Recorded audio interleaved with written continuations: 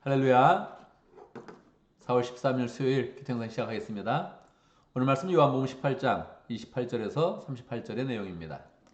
요한복음 18장에서는 예수님께서 계속 체포당하신 후에 신문 받으시는 그런 그 내용이 기록되어져 있습니다. 28절 사람들이 가야바의 집에서 총독관저로 예수를 끌고 갔다. 요한복음에서는 예수님께서 먼저 대제사장이었던 안나스의 집에 끌려와서 신문 받는 그런 그 내용을 기록한 후에 가야바 집에서 있었던 신문 내용은 굉장히 간단하게 기록하고 있습니다. 그리고 다시 총독 관저로 예수님을 끌고 간 것입니다.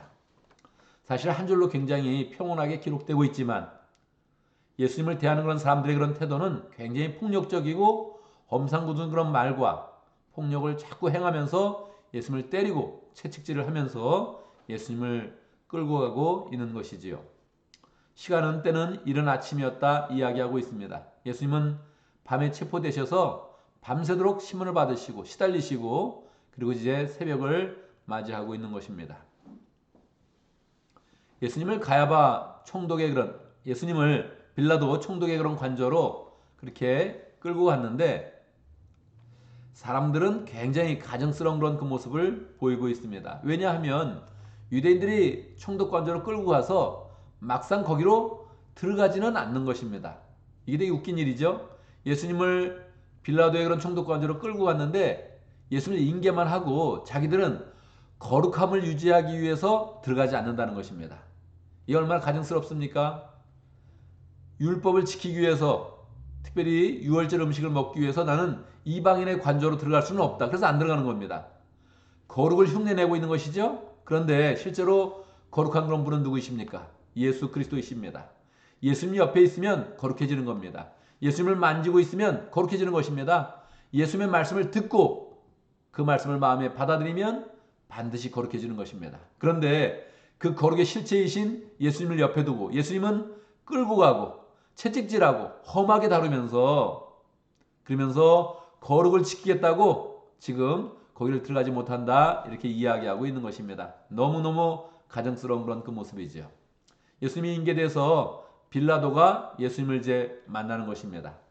사실 29절의 그런 내용에 보면 사람들은 이 사람을 무슨 일로 고발하는 거요 하면서 존댓말로 이야기하고 있죠.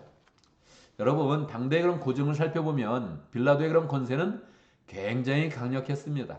죄인이 한번 끌려오면 빌라도는 바로 신문하지 않습니다. 바로 그냥 옆에 있는 채찍질로 본인이 채찍질을 하거나 옆에 있는 사람들에게 시켜서 살갗이 뜯어지는 그런 채찍을 들고서 여러 번 계속 채찍질을 하죠. 그럼 어떻게 되겠습니까? 살까지 뜯어지는 그런 채찍에 맞게 되면 사람은 쓰러지고 피 흘리면서 괴로워하고 그 고통을 참지 못해서 막 힘들어하겠죠. 그때 묻는 것입니다. 눈을 아래로 뜨면서 목소리를 낮추면서 너는 무슨 죄로 이곳에 왔느냐? 네 죄는 무엇이냐? 이렇게 아주 차가운 그런 목소리로 이야기하는 것이죠. 옛날로 치면 그냥 사람들을 데리고 온다면 보통 사또들이 아주 나쁜 그런 사또들은 그렇게 신문을 합니다. 일단 형태를 묶어라. 그러고서 저놈을 매우 쳐라. 그렇게 시작되는 것입니다. 그리고 막 때리는 것이죠. 그러면 사람들은 깜짝 놀라는 것입니다. 아이고 소리를 질러도 계속 때리는 것이죠. 한참을 때리고 나면 그렇게 묻는 것이죠. 네가 내 죄를 알렸다. 그러면 사람들은 없는 죄라도 토해내면서 이야기를 하는 것이죠. 예수님의 그런 신문도 그러한 과정으로 진행되고 있는 것입니다. 실제로 패션 오브 크라이스트라는 그런 영화를 보면 그렇게 시작되죠. 예수님이 거기서 채찍질을 계속 맞은 다음에 그 다음에 계속 인계가 되고 또 채찍질에 맞고 인계되고 또 채찍질을 맞으면서 신문이 진행되는 것입니다. 네 죄는 무엇이냐? 왜 사람들이 너를 고발하였느냐? 그렇게 묻고 있는 것이지요. 예수님께 질문을 해도 예수님이 어떠한 그런 죄를 졌습니까? 아무리 이야기를 해봐도 죄를 찾지 못하죠. 이 18장 이 부분에서는 굉장히 묘한 그런 그 내용을 보여주고 있습니다. 빌라도가 신문을 했는데 유대인들이 안 들어온 거예요. 사실 빌라도가 총독의 입장이니까 자기 마음대로 할 수 있죠. 그렇지만 빌라도는 굉장히 교활한 사람이죠. 자기의 그런 몸보신을 위해서, 자기의 그런 안위를 위해서 유대인의 그런 비율을 계속 맞춰야 된다고 생각을 했던 것입니다. 이 유대인들이 들끓어서 폭동을 일으키면 자기가 총독으로서 감점이 된다는 것이죠. 그래서 유대인의 비율을 맞추려고 지금 빌라도가 다시 관저 밖으로 나가서 유대인을 만나는 것입니다. 그리고 이야기하는 것입니다. 내가 신문을 해봤는데 아무런 죄가 없다. 당연히 죄가 없겠죠. 예수님 무슨 죄가 있겠습니까? 근데 사람들이 이야기를 계속하는 거예요. 이 사람을 그냥 놔두면 안 됩니다. 빌라도는 이야기했습니다. 너희들의 법대로 한번 처리를 해봐라. 원래 유대인들은 자율권을 줬거든요. 근데 그 자율권이라는 것이 아주 심해야 감옥에 가두는 것이죠. 보통은 태장을 많이 합니다. 때리고 40대의 가만매 39대의 태장을 치거나 아니면 감옥에 가두는 것은 로마 총독이 허락했던 그런 일이죠. 너희들의 법대로 한번 처리를 해봐라. 그렇게 이야기했는데 유대인들이 대답을 합니다. 우리는 그 사람을 죽일 권한이 없습니다. 무엇입니까? 그들은 처음부터 죽일 그런 의도를 가지고 예수님을 데리고 왔다는 것입니다. 죄가 없다는 것은 알고 있었지만 이 사람은 죽여야 된다. 왜? 메시아라 그러니까. 이 사람을 반드시 죽여야 된다. 왜? 하나님의 아들이라 그러니까. 이 사람을 반드시 죽여야 된다. 왜? 성전을 부순다고 이야기했으니까. 본인들의 생각대로 반드시 죽여야 된다는 의도를 가지고 데리고 와서 계속 죽여달라고 요청을 하고 있는 것입니다. 빌라도도 이 상황이 심각하구나 생각을 하고서 다시 관저 안으로 들어가서 예수님을 만납니다. 그리고 묻습니다. 사람들이 당신을 왕이라 그러는데 왕이 맞습니까? 묻는 거죠. 사실 뭐 존댓말 쓰지 않죠. 네가 왕이냐? 아주 비꼬듯이 그냥 냉소를 지으면서 그러면서 차가운 목소리로 말하는 것이죠. 네가 왕이냐? 네가 이렇게 끌려왔는데 네가 왕이냐? 묻는 것이죠. 예수님은 빌라도에 대해서 자기의 죄를 변호한 것은 이야기하지 않지만 본인에 대해서는 반드시 항상 밝혀서 이야기하죠. 그것은 대제사장 앞에 있을 때도 마찬가지고 빌라도에 있을 때도 마찬가지입니다. 내가 왕이다. 다만 내 나라는 이 나라에 속한 것이 아니다. 사실은 너의 총독 자리도 내가 허락하여 준 것이다. 하나님 아버지가 허락하지 않았다면 너도 그 자리에 있지 못했을 것이다. 그렇게 이야기를 하게 되지요. 그런데 왜 사람들이 너를 나한테 넘겨주느냐 물었을 때 예수님이 정확히 이야기하는 것입니다. 내 나라는 이 땅에 속한 것이 아니다. 여기서 내가 왕이 되고자 하는 것이 아니다. 나는 영원한 아버지의 나라에서 하나님 나라에서의 왕이다. 이것을 명확히 알려주죠. 그러니까 빌라도는 더 마음이 불편한 겁니다. 사실 다른 공관복음서에 보면 빌라도의 그런 아내는 꿈을 꿉니다. 꿈을 꾸면서 예수님이 붙잡히는 그런 그 내용들을 보면서 예수님이 의인이라는 것을 정확히 압니다. 그래서 미리 남편한테 이야기하죠. 그 일에 상관하지 마십시오. 절대 그 사람을 죽이는 언도를 하지 마십시오. 그렇게 부탁까지 하게 되죠. 그러니까 빌라도 마음이 불편하고 자꾸 이상한 겁니다. 그래서 또 신문을 해보고 다시 또 유대인에게 나가게 되는 것이죠. 또 가서 이야기하는 것입니다. 내가 아무런 건 죄도 찾지 못했다. 왜 이 사람을 죽이려고 하느냐? 그러면서 계속적으로 이야기를 하죠. 그래도 또 유대인들은 절대 안 됩니다. 우리는 로마 황제의 그런 충신이지 이 사람은 반드시 지금 로마 황제를 어게인스트합니다. 자기가 왕이라 그럽니다. 이 사람을 죽여야 나라가 평안합니다 하면서 계속 주장을 하죠. 공관복음서에서는 그런 이야기까지 정확히 더 나와 있죠. 이 사람의 피를 우리에게 돌리십시오. 우리와 우리의 자손에게 돌리십시오. 그렇게 이야기를 하게 되죠. 빌라도도 생각을 합니다. 정치적 판단 속에서 이 사람을 죽일 수밖에 없구나 하는 그런 생각들을 하게 되죠. 그런데 우리는 여기서 빌라도가 계속 왔다 갔다 하는 그런 그 모습을 보면서 우리는 깨닫게 됩니다.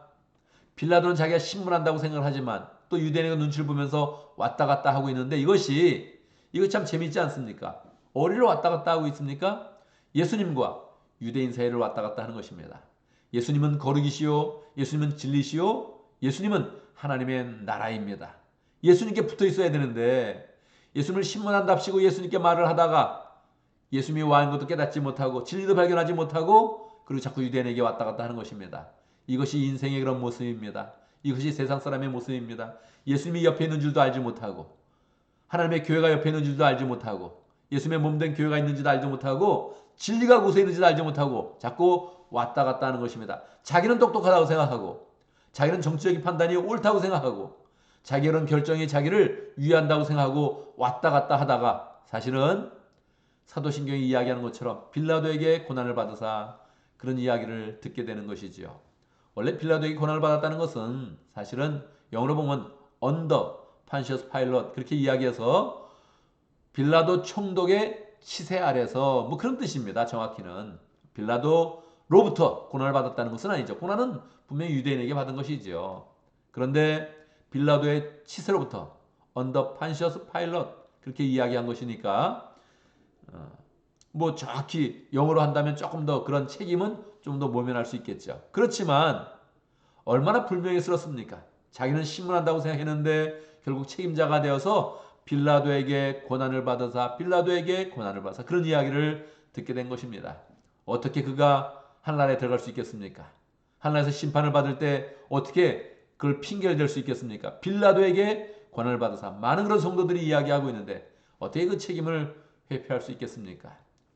신앙 안에서는 우유부단한 것이 안 되는 것입니다. 신앙 안에서는 강한 그 마음을 가져야 되고 내가 예수를 꽉 붙잡아야 되는 것이지 꽉 붙잡지 않으면 자꾸 왔다 갔다 하는 것입니다. 본인은 옳다고 생각하고 본인은 자기를 위한다고 생각하고 이것이 자기 인생에 유익이 된다고 생각하고 그렇게 왔다 갔다 하고 있지만 사실은 진리와 자꾸 멀어지다가 진리를 붙잡지 못하다가 결국은 하나님의 준엄한 그런 심판을 받게 되는 것입니다.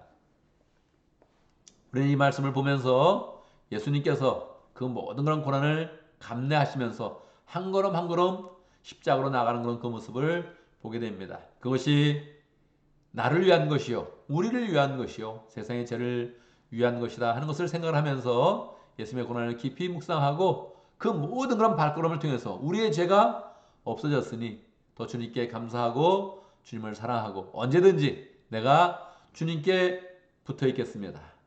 주님의 그런 그 모습을 꽉 붙잡겠습니다. 십자가를 온전히 꽉 붙잡아서 주님께 나아가겠습니다 하는 그런 그 마음을 강하게 가져야 할 것입니다. 신앙은 애매한 그런 태도를 취하면 늘 무너지게 되어 있습니다. 자기의 그런 본능에 충실하고 자기의 그런 그 마음에 충실하고 자기의 욕심에 충실하면 반드시 무너지게 되어 있습니다. 시간이 흐를수록 결국 인생은 허탄해지고 후회만 쌓이게 되는 것이죠. 우리가 언제든지 신앙에 굳게 서서 주님을 붙잡는 그런 가운데 주님이 우리를 거룩하다 말씀하시고 주님을 깨끗하다 말씀하시고 주님이 내 백성이다 말씀하시면서 우리를 이끌어주시는 그런 경험을 해야겠습니다. 오늘 우리도 말씀 가운데서 기도 제목을 붙잡습니다. 우리가 주님처럼 이 세상의 목표를 둔 사람이 아니라 주님의 그런 나라의 목표를 두고 한나라의 목표를 두고 살아가는 그런 복된 사람이 되어줄 수 있도록 이 세상의 역사에 휘둘리는 것이 아니라 하나님의 역사에 참여하면서 거룩한 그런 사업을 감당하는 복된 사람이 될 수 있도록 함께 기도합니다. 목장을 위해서 기도하는데 튀어나온 목장을 위해서 기도하겠습니다. 김신철 목사님, 문혜민 목녀님, 또 목원들과 조용훈 성사님 위해서 함께 기도하도록 하겠습니다. 오늘 주일 예배와 또 설교를 위해서 기도해 주시기 바랍니다. 이번에 또 영어 설교를 해서 저는 또 어제 조금 일찍 설교를 준비를 했습니다. 설교를 마쳤는데 또 잘 감당할 수 있도록 또 제가 목이 좀 아픕니다. 왜 그럴까요? 그냥 코로나가 아니고 잘 넘어가야 되는데 그래서 하나님께서 건강을 지켜주시고 또 잘 감당해서 은혜로운 부활절 예배 잘 할 수 있도록 함께 기도하면 좋겠습니다.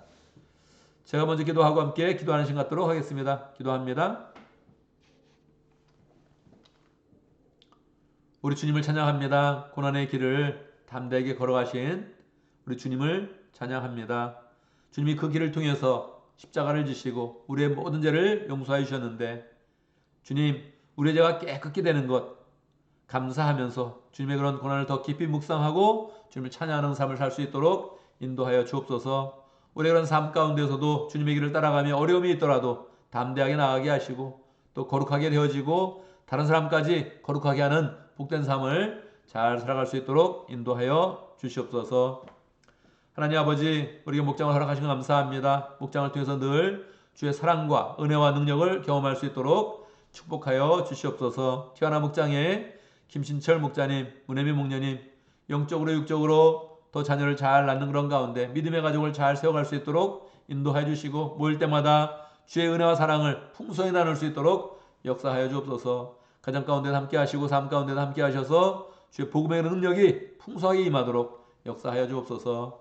티어나 지역에서 열정으로 사역하는 조영훈 선교사님 축복하여 주시고, 하나님 아버지 또 교회를 개척하여서 더 열심으로 복음의 사역을 하고 있는데 교회마다 축복하여 주시고 복음의 그런 사역마다 주님께서 함께 하셔서 영혼 구원하여 제삼는 일들이 잘 일어날 수 있도록 축복하여 주옵소서. 하나님 아버지, 우리가 고난 주간을 보내고 있습니다. 이 주간을 잘 보내면서 부활절 예배를 소망할 수 있도록 인도하시고, 부활절 예배를 드리면서 주님이 부활하신 그 능력과 은혜와 그 모든 그런 사랑들을 우리가 다 체험할 수 있도록 역사하여 주시옵소서. 모든 사람들을 건강으로 지켜주시고 발걸음 가운데 함께 해주시고 영적으로 보호해 주셔서 우리가 함께 예배를 모일 때에 하나님의 은혜가 풍성히 함께 모여지는 것, 함께 누려지는 것 경험할 수 있도록 역사하여 주옵소서.